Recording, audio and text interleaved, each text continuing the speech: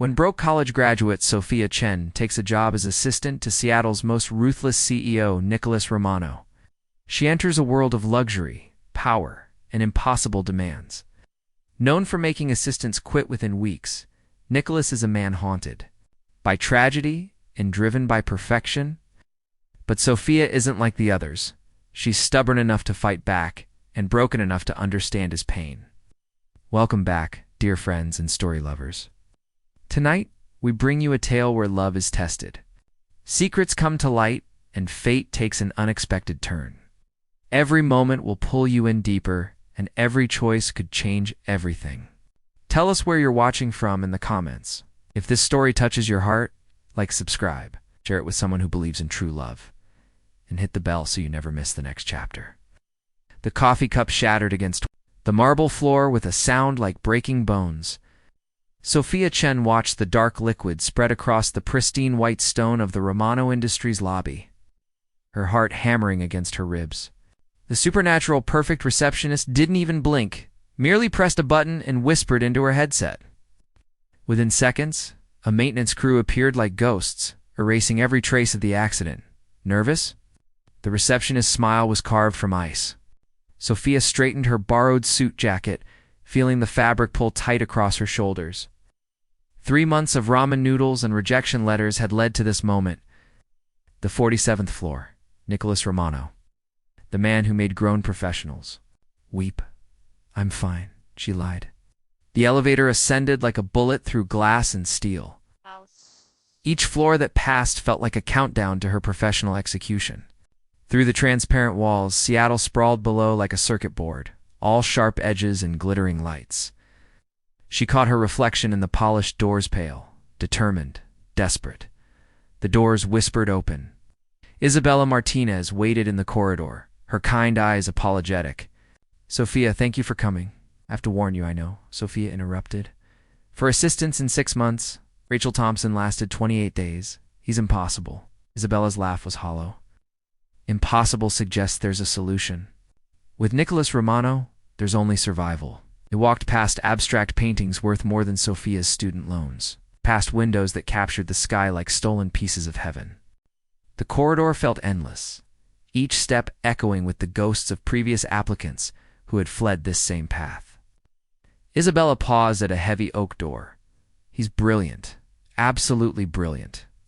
But brilliance without compassion becomes cruelty." Door opened. Nicholas Romano's office was a cathedral of power. Floor-to-ceiling windows framed the city like a conquest. Books lined the walls, leather-bound philosophers and corporate titans watching from their shelves. The air tasted of expensive cologne and barely contained violence. Behind the massive desk sat the devil himself. He was younger than she'd expected, maybe 35, with dark hair that looked carved rather than styled. His suit fit like liquid shadow. But his eyes, God. His eyes were winter storms made flesh. Cold enough, too. Freeze souls. He didn't look up from his computer. Sophia Chen. Communications and business degree. 3 internships. Currently unemployed for, he glanced at her resume, 3 months and 17 days. His voice was whiskey and steel. Each word fell with the weight of judgment. "Sit," she sat. The chair was positioned deliberately low, forcing her to look up at him like a supplicant before a king. "Why do you want to work for me?" Still not looking at her?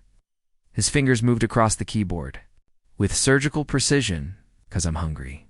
The words escaped before she could stop them. Now he looked up, those storm-gray eyes fixed on her with predatory interest. "Hungry for success, for challenge, for the chance to prove I'm not like everyone else who's sat in this chair." Smile ghosted across his lips. It was not a kind expression. "Everyone thinks they're different, Miss Chen. Everyone believes they're the exception to my particular rule." He stood, moving with fluid grace to the window. The city spread before him like offerings to a god. "Tell me about your greatest failure." The question hit like a physical blow. Sophia's mind raced through carefully prepared responses, but under those eyes, corporate speak felt like tissue paper. "I trusted someone I shouldn't have." Her voice was steady, but the words carried old pain. "My business partner in college. We started a marketing consultancy together. I did the work, He took the credit and the clients. Left me with nothing but debt and a lesson about wolves in sheep's clothing. Nicholas turned, studying her with new interest. And yet you're here, applying to work for another wolf? Maybe, but this time I know what I'm dealing with. Silence stretched between them like a tightrope. The city hummed 47 floors below. Somewhere in the building, elevators whispered secrets. Isabella shifted by the door. I don't believe in second chances, Miss Chen. His voice was velvet over broken glass. I believe in results, perfection, absolute loyalty until the moment. You prove yourself unworthy, then we understand each other. He moved closer, close enough that she could see gold flecks in his storm-gray eyes, close enough to smell danger on his skin. Do we? He leaned down, his voice dropping too barely. Above a whisper, because if you take this job, your life becomes mine. Your time, your thoughts, your dream still of it, belongs to Romano Industries. Belongs to me. Sophia felt the weight of her empty bank account, her mounting loans, her pride ground to dust by months of rejection. But she also felt something else, a spark of defiance that had carried her through every challenge she'd ever faced. She stood slowly, bringing them face to face. Then I guess you'd better be worth it, Mr. Romano. A heartbeat. Shock flickered across his perfect features. Then his smile returned, sharper than before. We start tomorrow. 7:30 sharp. Don't disappoint me, Miss Chen. As she walked toward the door, his voice followed her like smoke. Oh, and Sophia, that was your interview. Everything from this moment forward is your test. 7:29 a.m. Sophia stood outside Nicholas Romano's office, her hand frozen inches from the door handle. Through the frosted glass, she could see his silhouette at his desk, already working, already judging her competence by seconds. On a clock, she knocked. Enter. The office felt different in the morning light. Less cathedral, more battlefield. Nicholas sat behind his desk like a general planning a siege. Files spread before him in patterns only he understood. He wore a charcoal suit that probably cost more than her rent, and his hair was perfect despite the early hour. 7:30 exactly. He didn't look up. How refreshingly punctual. You said not to disappoint you. I say many things, Miss Chen. Actions matter more than words. He gestured to a smaller desk positioned strategically in his line of sight. Your station, your computer, your first assignment. The desk held a sleek laptop, a leather portfolio, and a single manila folder. Sophia opened it to find what looked like corporate hieroglyphics Finnan reports, meeting schedules, and correspondence in 3 languages. The Yamamoto account, Nicholas said, finally looking at her. Japanese investors considering a $50 million partnership. I need a full briefing by 10 a.m. Sophia glanced at the clock. 2.5 hours to decode international finance and cultural protocols? She'd handled complex projects in college, but this felt like defusing a bomb while blindfolded. Any specific focus areas? She asked. Everything. His smile was arctic. Market analysis, cultural considerations, risk assessment, competitive advantages. Oh, and Miss Chen. The briefing is in Japanese. I assume your resume wasn't exaggerated about your language skills. It wasn't. She'd minored in Japanese literature, spent a summer in Tokyo, could navigate business conversations with confidence. But creating a presentation that could make or break a $50 million deal was another matter entirely. Consider it done, she said. Nicholas returned to his work as if she'd ceased to exist. The dismissal was complete, professional, and somehow more insulting than outright hostility. Sophia dove into the files like her life depended on it, 'cause it did. The Yamamoto Corporation was old-school Japanese business tradition, honor relationships built over decades rather than quarters. Their CEO, Hiroshi Yamamoto, had built his empire on electronics manufacturing but was looking to diversify into sustainable technology. Romano Industries' solar energy division was exactly what they needed. But the cultural bridge between American aggression and Japanese patience would be treacherous to cross. She pulled up market reports, cross-referenced cultural protocols, mapped out supply chains and regulatory requirements. Her Japanese vocabulary came. flooding back formal business phrases her professor had drilled into her until they became muscle memory. At 9:15 she stood. "Mr. Romano?" He looked up with the expression of a king interrupted by a peasant. I'm ready for the briefing. It's 9:15, he said by 10 a.m. I finished early.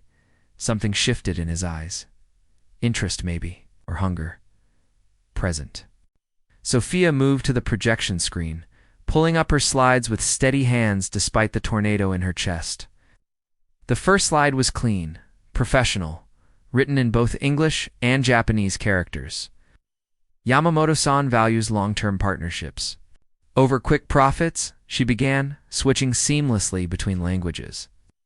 Their company philosophy centers on takamith, relentless pursuit of perfection through craftsmanship. This isn't just a business deal. It's a cultural exchange that could define Romano Industries' expansion into Asian markets. Nicholas leaned back in his chair, steepling his fingers. His eyes never left her face. Walked through market analysis. With surgical precision, highlighting opportunities and obstacles, she explained the importance of seasonal gift-giving in Japanese business culture, the necessity of multiple meetings before any decision, the weight of face and honor in every interaction. The key, she concluded, isn't selling them our technology. It's showing them we understand their philosophy. We're not just offering solar panels, we're offering a partnership built on mutual respect and shared pursuit of excellence. Silence filled the office like smoke. Nicholas studied her for long, moments that felt like hours. Acceptable, he said finally. Acceptable. Not good, not excellent, not impressive. Acceptable. After 3 hours of intensive work, after pulling together analysis that would have taken most people days, after presenting in 2-language Axipol. However, Nicholas continued, standing and moving to his window. There's a problem. Sophia's heart dropped. Sir, the meeting was moved. It's not next week. He turned to face her, his smile sharp as broken glass.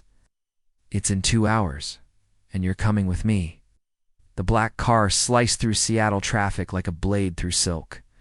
Sophia sat beside Nicholas, in the back seat of what she assumed was a Bentley, though cars had never been her area of expertise.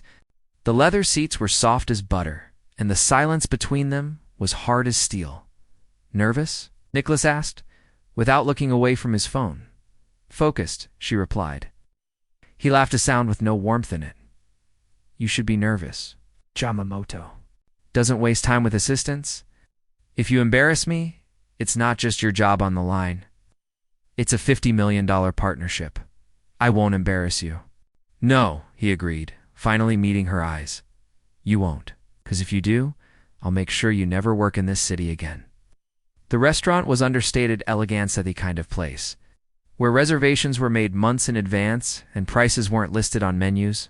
Hiroshi Yamamoto sat at a corner table, a man in his 60s with silver hair and eyes that missed nothing. Nicholas transformed the moment they approached the table. The cold predator became a gracious businessman, bowing at exactly the correct angle, offering greetings in flawless Japanese. But Sophia noticed the calculation in his eyes, the way he watched Yamamoto's every reaction like a chess player studying the board.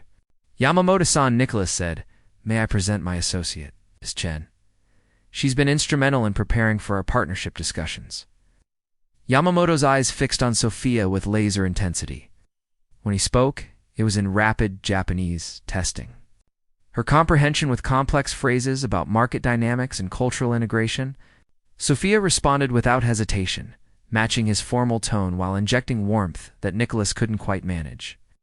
She spoke of Romano Industries not as a corporation seeking profit, but as craftsmen seeking worthy partners. 8. She used metaphors. From traditional Japanese poetry, referenced historical business partnerships that had lasted generations.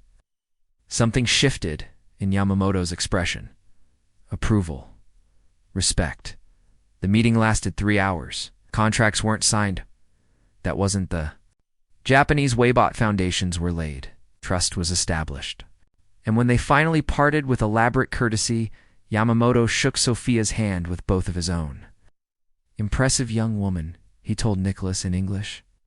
You are fortunate to have such wisdom in your organization. In the car afterward, Nicholas was silent for 15 blocks. "That was well done," he said finally. "Not acceptable. Well done. Progress." "Thank you, sir. Don't let it go to your head, Miss Chen." His voice carried warning, and something else she couldn't identify. Today was a test. Tomorrow will be harder. As the car pulled up to her apartment building, how did he know her address? Nicholas turned to face her fully. "One more thing. From now on, you'll need proper attire for client meetings. I've arranged for a clothing allowance.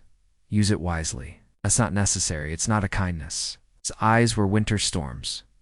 "Again, it's a requirement. You represent me now. It means you meet my standards in every way." Sophia felt heat rise in her cheeks. "Understood." "Good. Tomorrow, 7:30 sharp, and Miss Chen." He leaned closer, close enough that she could see gold flecks in his gray eyes. "Don't mistake one successful day for job security. I've been impressed before. I've also been disappointed." As she walked toward her building, his voice followed her through the closing car door. "Disappoint me, and you'll discover exactly how cold Seattle winters can be." 3 weeks into her employment, Sophia discovered Nicholas Romano didn't sleep.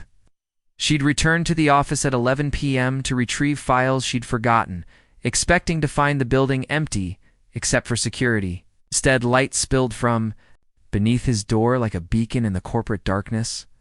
She could hear him inside in it working, but pacing. His footsteps carved restless patterns across marble floors. She should have left. She should have grabbed her files and disappeared into the Seattle night. Instead, she found herself pressing her ear to the door, drawn by something raw in the sound of his movement. "I know you're there." His voice cut through the wood like a blade. Sophia's heart stopped. "Come in, Miss Chen, since you're so interested in my evening routine." She opened the door to find him standing by the windows, still dressed in his perfectly tailored suit despite the late hour. But his tie was loosened, his hair disheveled by worried fingers. The composed predator she knew had been replaced by something more dangerous, a man barely maintaining control. "I forgot some files," she said lamely. "Liar." He turned to face her, and in the city lights filtering through the glass, his eyes held shadows she'd never seen before. I'm good. You're wondering? "Why I'm here. Why I'm always here. It's none of my business." "No, it's not, but you'll keep wondering, won't you?" "It's what you do: analyze, investigate, solve problems." He moved toward his desk, pouring amber liquid from a crystal decanter she'd never noticed during daylight hours. "Whiskey? I should go." "You should, but you won't." He poured a second glass, setting it on the edge of his desk. "Sit, Miss Chen. Since you're here, you might as well learn something useful." Against every instinct screaming at her to flee, Sophia sat. The whiskey burned her throat, expensive fire that tasted like secrets and regret. "I don't sleep," Nicholas said conversationally, as if discussing weather or stock prices. "Haven't. In years, not since he stopped," shaking his head. "Does that shock you? Insomnia isn't uncommon among high-stress professionals. This isn't insomnia." His laugh was broken glass and bitter wine. "This is guilt. Miss Chen, this is the sound of ghosts demanding attention." Sophia studied his face in the dim light. The perfect mask he wore during business hours had cracked, revealing something vulnerable underneath, something human. What ghosts? For a moment, she thought he wouldn't answer. Then whiskey or exhaustion or loneliness loosened his tongue. "My brother." The words fell like stones into still water. Marcus Romano. Younger by 3 minutes, smarter by miles. He should have been sitting behind this desk, not me. Should have been. Nicholas drained his glass in one swallow. Car accident. 5 years ago. He was driving to meet me for dinner, running late. Because I'd moved our reservation without telling him, took a corner too fast in the rain, and hit a tree at 60 miles per hour. The silence stretched between them like a chasm. Outside, Seattle glittered with 10,000 lights, each one representing lives being lived, dreams being chased, hearts still beating. "That's why you don't sleep," Sophia said quietly. "That's why I work, why I push, why I demand perfection. From everyone around me." His eyes fixed on hers with laser intensity. Because Marcus was perfect, and he's gone, and I'm still here pretending to be half the man he was. Sophia felt something shift in her chest, understanding, maybe, a recognition. Is that why you're so hard on your assistants? Because they're not him? I'm hard on everyone because the alternative is falling apart. His voice was whiskey rough, edged with pain he'd never shown anyone else. And if I fall apart, this company falls apart. 3,000 employees lose their jobs. Legacy dies with me. The weight of his confession settled over them like fog. Sophia understood now why his previous assistants had fled. They'd seen the perfectionist, the demanding boss, the impossible standards. They hadn't seen the broken man beneath, drowning. In survivor's guilt and crushing responsibility. He sounds like he was amazing, she said. Nicholas refilled his glass with shaking hands. Charming where I'm cold, kind where I'm cruel. He used to joke that I got all the business sense, and he got all the humanity. Turns out you need both to really live. You have humanity, Sophia? Said you just bury it so deep nobody can find it. Nicholas looked at her sharply. Don't. What? Don't try to save me, Miss Chen. I'm not one of your projects to be fixed or improved. I'm exactly what I appear to be: cold, calculating.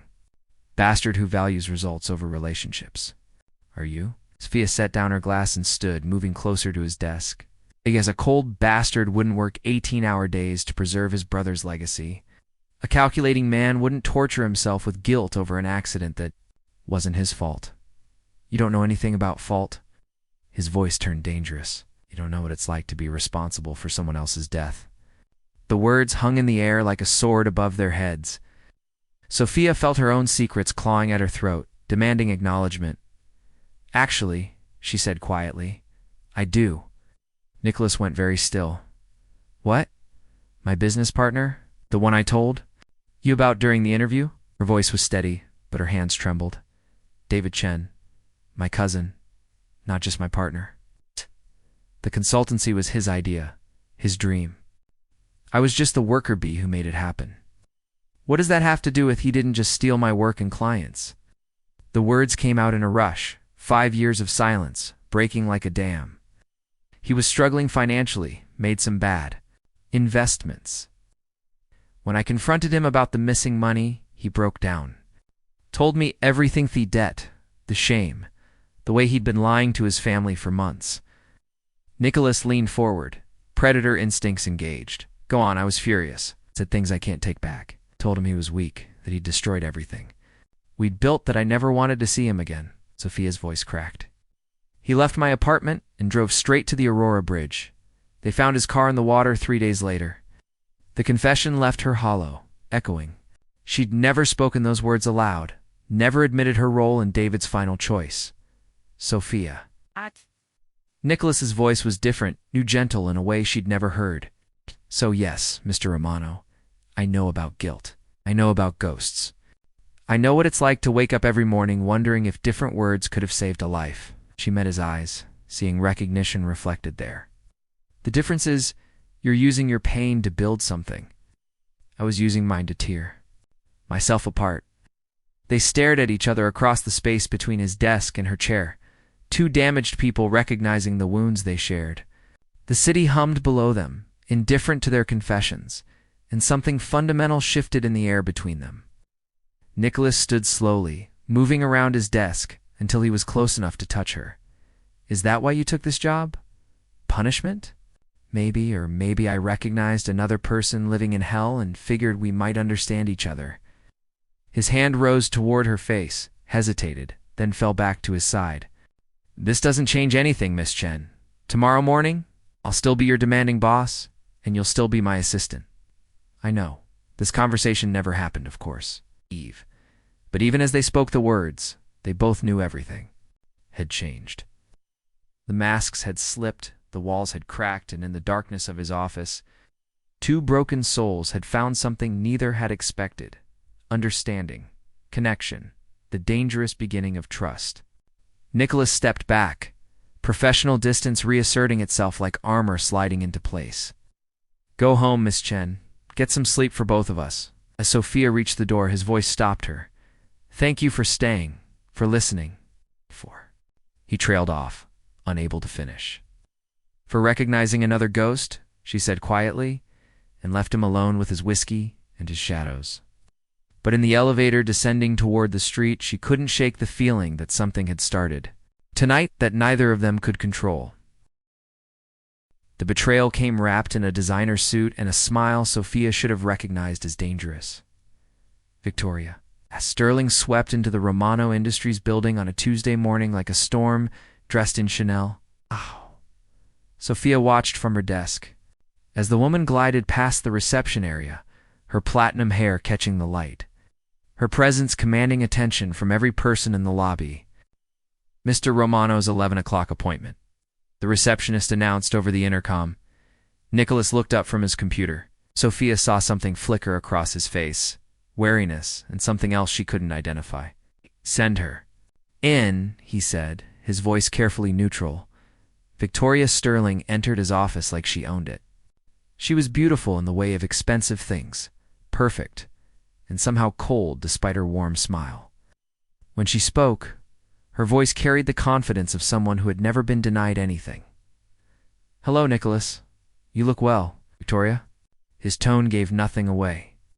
I didn't expect to see you in Seattle. Business brings me everywhere these days. She settled into the chair across from his desk with practiced grace.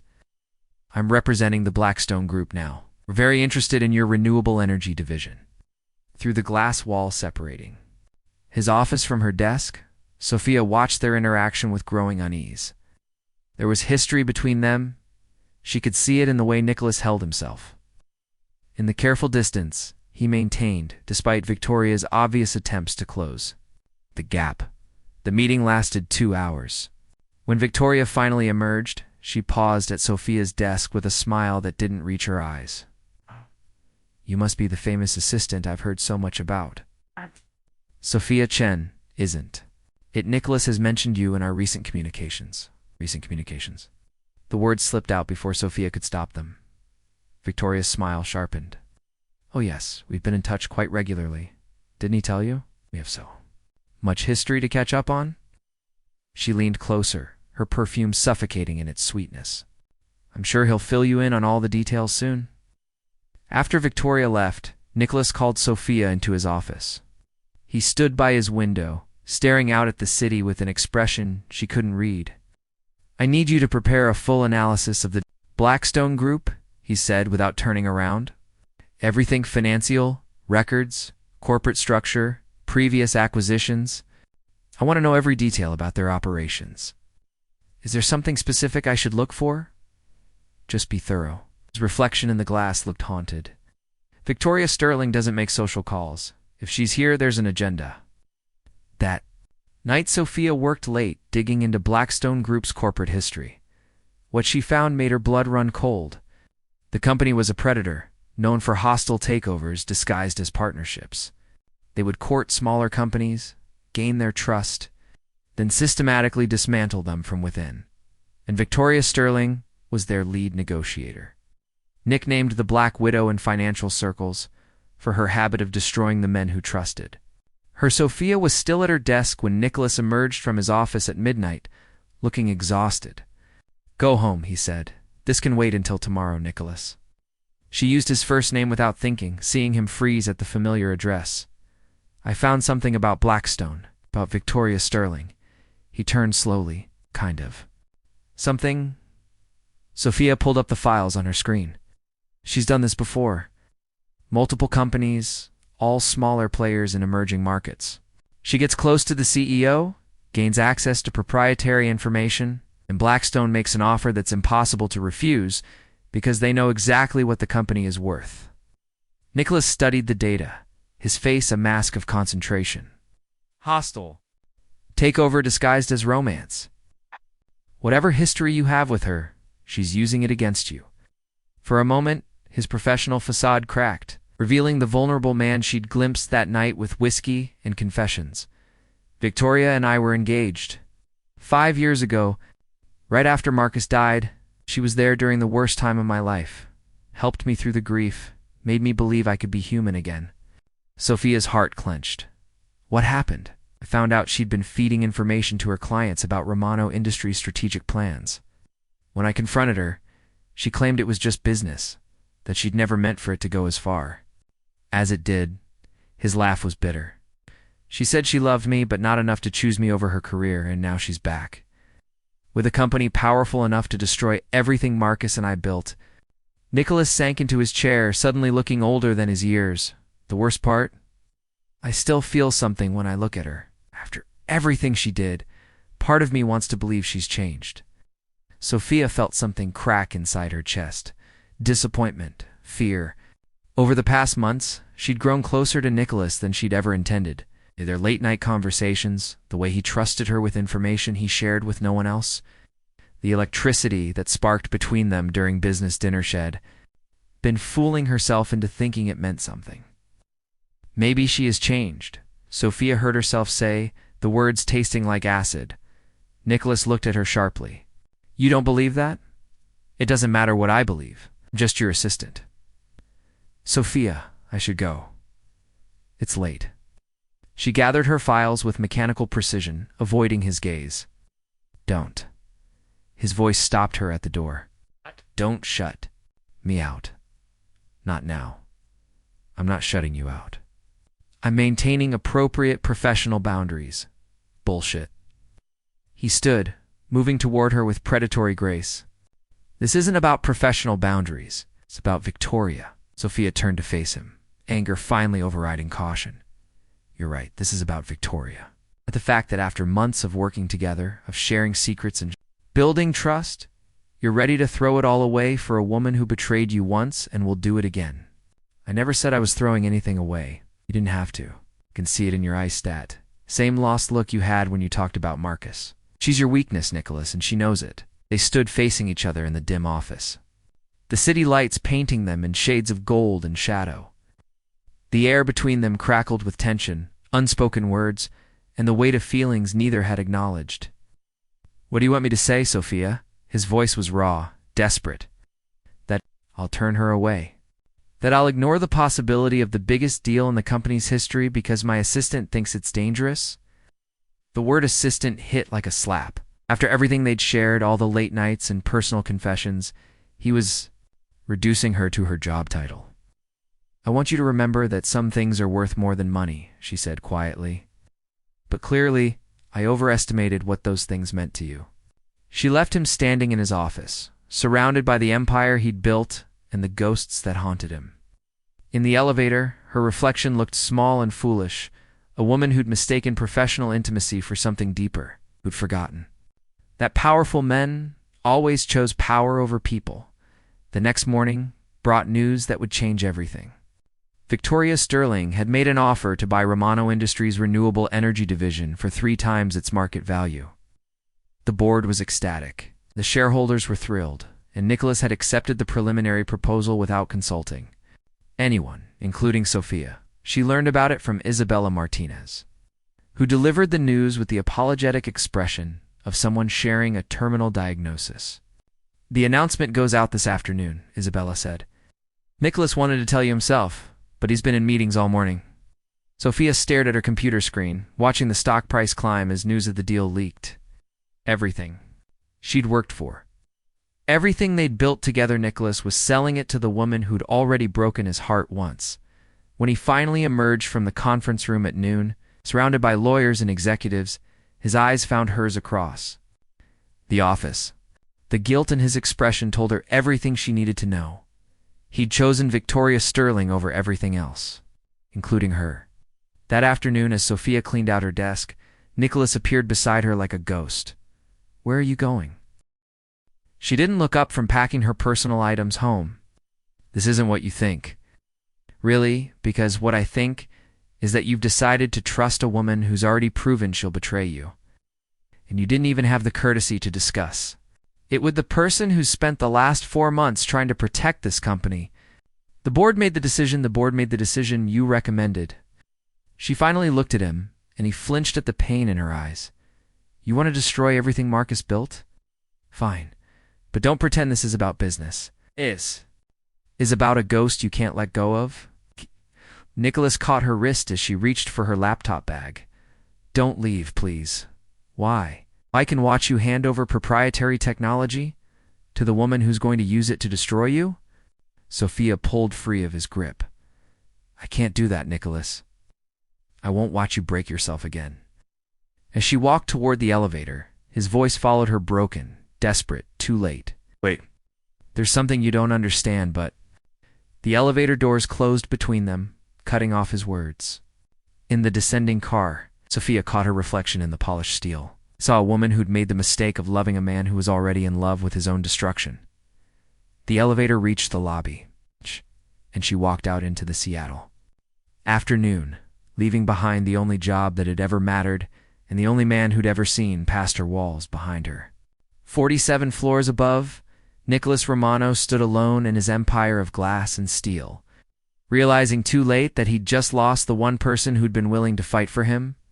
The fire started at 3 a.m. on a Thursday. 6 weeks after Sophia had walked out of Nicholas Romano's life, she woke to sirens screaming through the Seattle night and smoke stinging her eyes. From her apartment window, she could see the orange glow painting the sky above downtown, a deadly aurora that made her blood freeze in recognition. Romano Industries was burning. She was in her car before conscious, thought caught up with instinct. Racing through empty streets, toward the building that had been her second home for 4 months.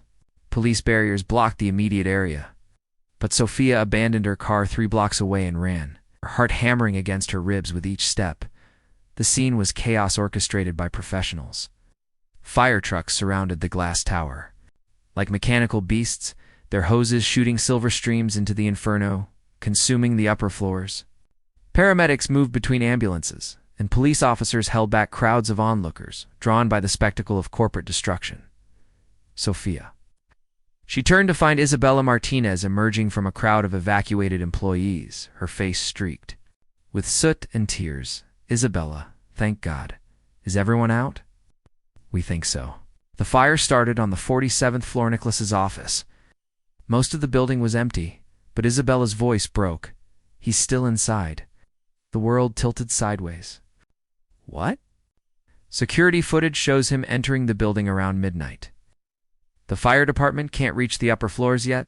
The elevators are down and the stairwells are blocked by debris. Sophia stared up at the burning tower, watching flames devour the windows she'd looked through 100 times. Somewhere in that inferno was the man who'd shown her his ghosts, who trusted her with his secrets, who'd broken her heart by choosing his past over their future, the man she'd never stopped loving despite everything. Where's Victoria Sterling? The question came out before she could stop it. Isabella's expression darkened. Gone. Left the city 3 days ago, right after the Blackstone deal was finalized. Funny timing, don't you think? Sophia felt pieces clicking into place, like a puzzle made of fire and betrayal. The deal went through, signed and sealed.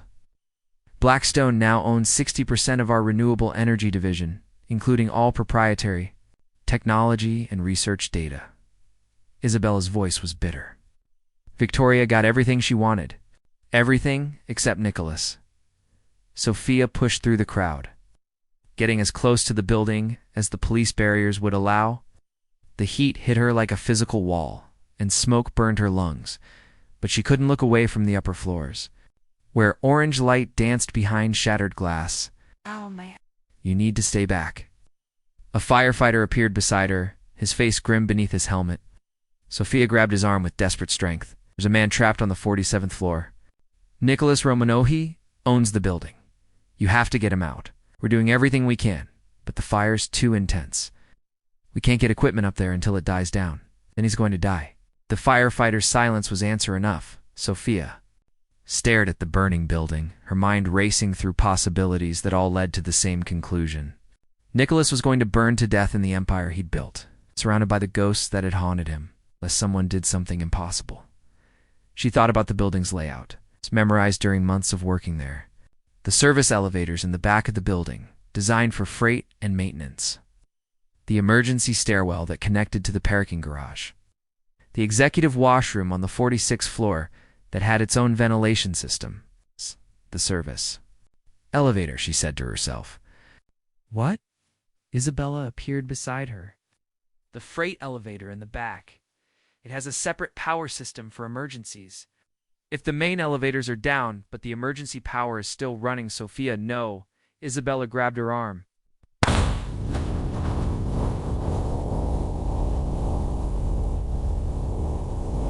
Can't. Go in there. It's suicide. He's dying. The words came out flat, matter, and I can't live with that. She thought about David, about the guilt that had consumed her for years after his death, about the words she couldn't take back, the chances she'd never have again, about the way Nicholas had looked when she'd walked away from him, broken, desperate. Too proud to beg her to stay, she wouldn't make the same mistake twice. Sophia slipped away from Isabella. Before the older woman could stop her, circling around the building through alleys and side streets until she reached the service entrance. The door was propped open by evacuating maintenance staff, and in the chaos, no one noticed one more figure disappearing into the smoke. The freight elevator was still running, its emergency power humming in the darkness. Sophia hit the button for the 46th floor and began the longest ride of her life. The elevator climbed through smoke and heat, each floor marked by increasing temperature and decreasing visibility. By the time she reached the 46th floor, the air was almost unbreathable. She tore off her jacket and held it over her nose and mouth. Pushing through the stairwell door toward the executive level, the 47th floor, hell made manifest. Smoke poured down the stairwell, like liquid darkness. The heat was unbearable, turning each breath into fire in her lungs. But through the chaos, she could hear something that made her heart race with desperate hope. Coughing. Human coughing. Her voice was swallowed by the roar of flames. But she followed the sound deeper into the inferno. The marble corridors she'd walked so many times were unrecognizable, transformed into a maze of smoke and falling debris. She found him in his office, slumped behind his desk with blood running from a gash on his forehead. Fallen ceiling tiles surrounded him like broken teeth, and the windows behind him had exploded outward, feeding the fire with oxygen. Nicholas. She dropped beside him, checking for a pulse with fingers that shook from more than the smoke. Was alive but unconscious, his breathing shallow and labored. "Wake up, you stubborn bastard." She slapped his face gently, then harder when he didn't respond. "I didn't risk my life to watch you die of smoke inhalation." His eyes fluttered open, unfocused and confused. When they found her face through the smoke, his expression shifted from disbelief to something that looked like relief.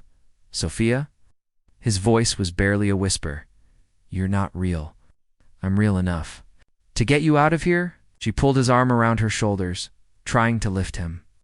He was heavier than she'd expected, and her strength was already depleted by smoke and heat. "Leave me." Each word was a struggle. Buildings coming down. Shut up and move. She hauled him to his feet through sheer force of will. "I didn't survive for months as your assistant to let you die dramatically in a fire." They stumbled through the burning corridors together, Sophia supporting most of his weight while he drifted in and out of consciousness.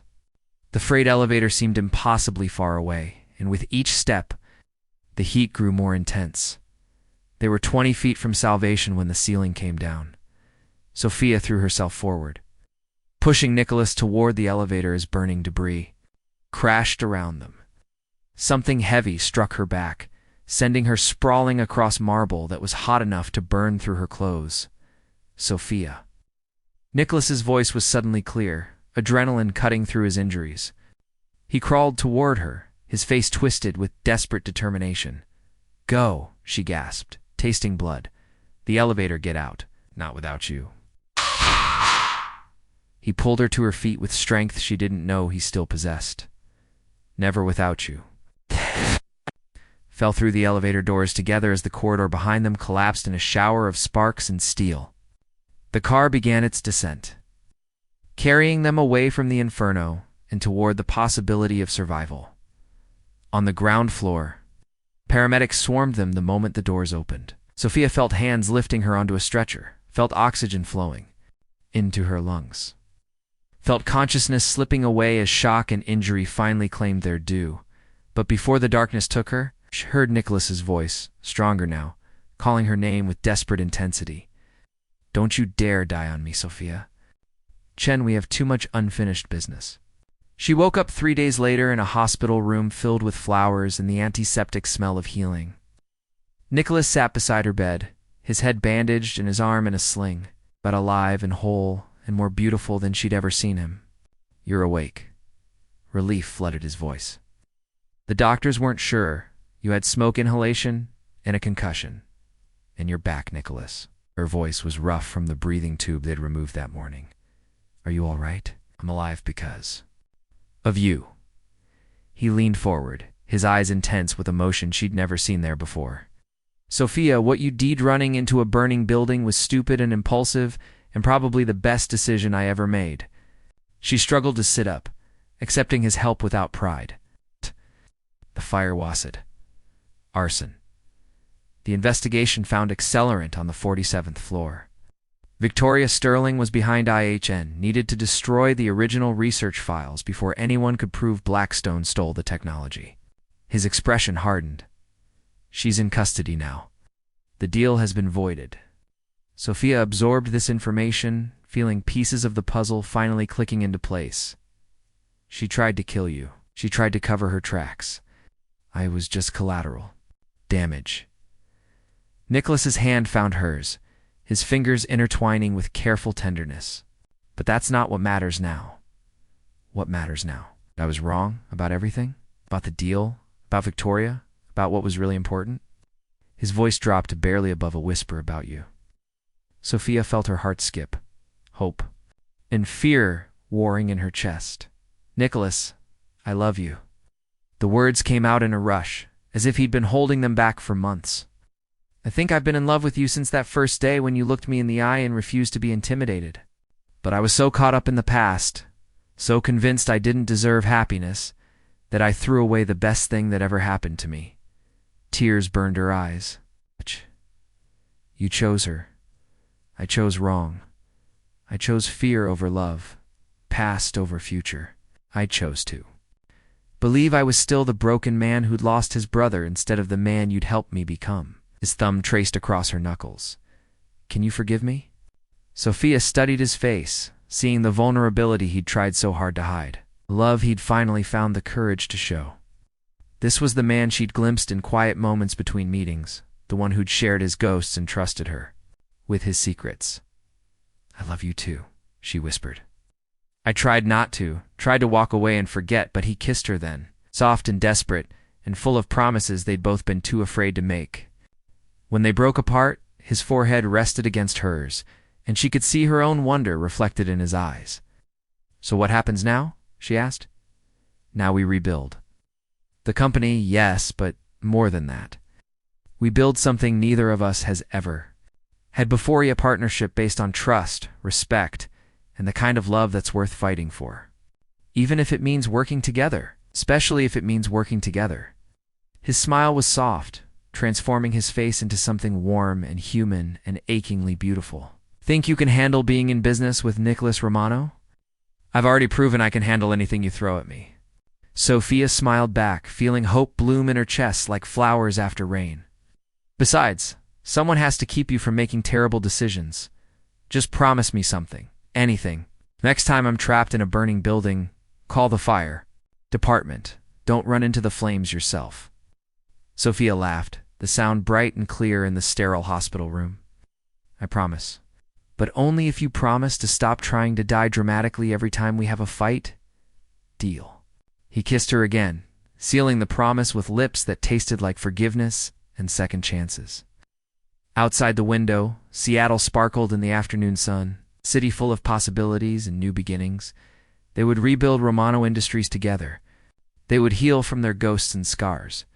They would love each other with the fierce determination of two people who'd found something worth fighting for.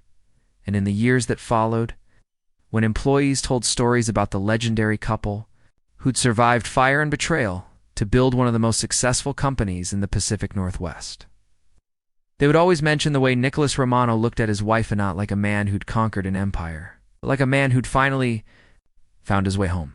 The end.